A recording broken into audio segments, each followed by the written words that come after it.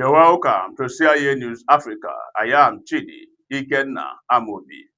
Residents and motorists in Agwata local government area of Anambra State now have a reason to celebrate as the newly completed 3.5-kilometer Igboukwu-Amichi-Ekwulummili road has been officially opened for use. The road project awarded by Anambra State Governor Professor Chukwuma Soludo in January 2025 is expected to improve transportation, boost economic activities, and enhance connectivity among the three communities. The newly completed Igboukwu-Amichi-Ekwulummili road is already transforming movement and commerce within Agwata local government area.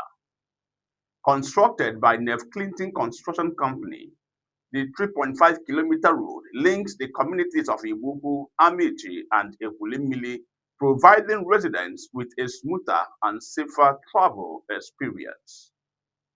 For years, motorists, farmers, traders, and residents struggled with poor road conditions, especially during the rainy season when parts of the road became difficult to access.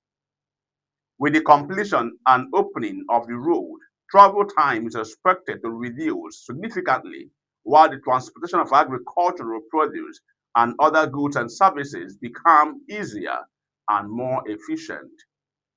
Residents and road users have expressed appreciation for the project, describing it as a major relief and a long-awaited solution to transportation challenges in the area.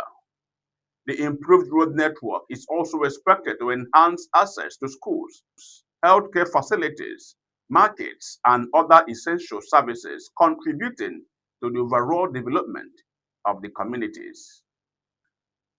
Community stakeholders have commended Governor Chukwuma Soludo and the contractor for delivering the project to standard, noting that the road represents another step in the administration's drive to strengthen infrastructure and promote economic growth across Anambra State.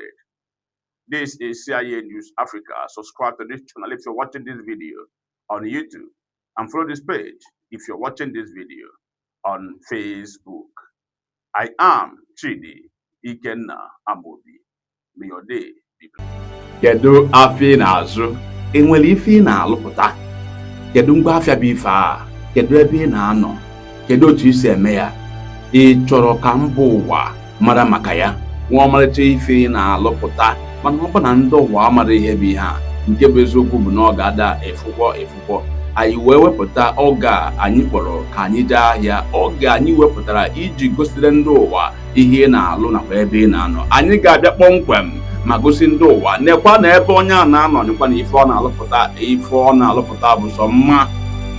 Nke a ga-eme ka ụmụ ụwa malụ ma kpọọ gị ma sị gị biko achọrọ m ihe a ma achọrọ m nke ọzọ.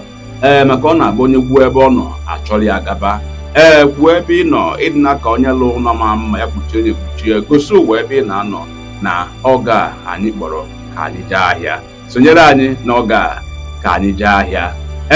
Ahịa ka anyị na-eje ka anyị gwa ndị ụwa ebe ị na-anọ. Ngwa sonyere anyị n'oge a.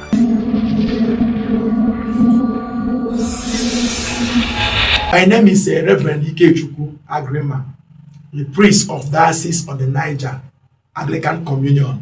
Keep watching CIA News Africa, and God bless you.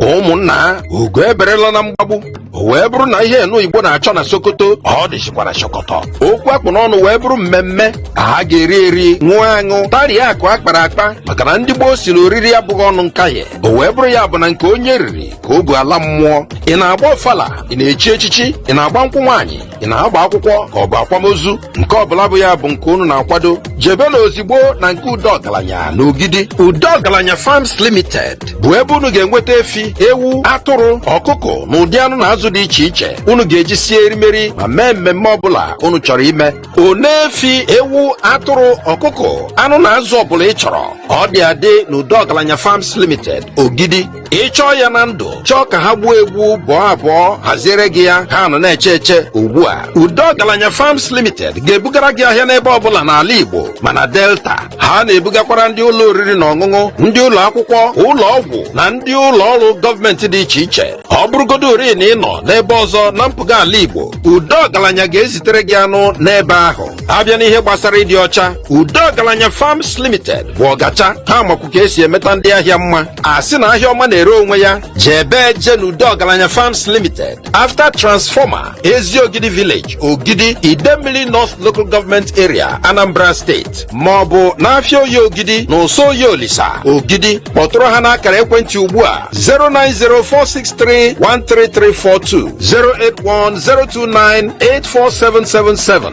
08110521158. Udo Ọgaranya Farms Limited. Ọnya bụ njedebe okwu anụ na azụ.